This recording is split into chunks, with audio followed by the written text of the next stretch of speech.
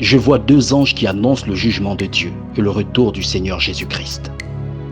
Il est 4 heures du matin lorsque le Saint-Esprit me transporte dans un quartier de Libreville au Gabon.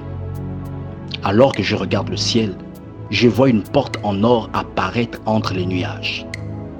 La porte s'ouvre et je vois deux anges sortir. Ils sont vêtus d'une tunique blanche.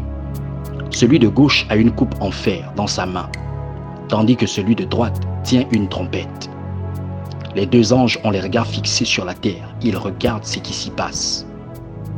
C'est alors que je vois un troisième ange qui quitte le ciel et descend sur la terre avec quelque chose qui ressemble à un cahier. Je le vois marcher au milieu des hommes et écrire tout ce qu'il voit.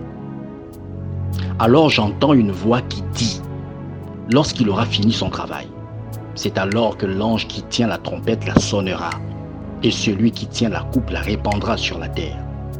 Avertis les hommes, car Jésus-Christ revient. Et la vision prit fin.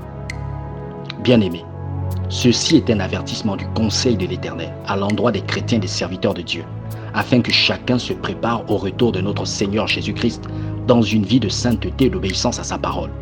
Car il est écrit dans Matthieu chapitre 7, versets 21-26, que seuls ceux qui mettent en pratique la parole du Seigneur seront sauvés. Mais cette vision est également un avertissement pour les inconvertis, ceux qui ne croient pas au Seigneur Jésus-Christ. Car il est écrit dans le livre de Jean chapitre 3, versets 16 à 18 et Jean chapitre 5, verset 24, que ceux qui n'ont pas Jésus dans leur vie sont exposés au jugement de Dieu, qui va s'abattre sur la terre après l'enlèvement de l'Église. Ainsi donc, bien-aimé, que tu sois simple chrétien ou leader religieux, renonçons au péché que nous pratiquons et obéissons à la parole du Seigneur Jésus-Christ. Pour toi qui n'as pas encore accepté le Seigneur dans ta vie, fais-le maintenant.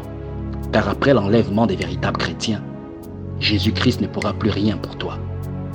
Tu n'es pas maître de ta vie. Tu peux mourir à tout moment.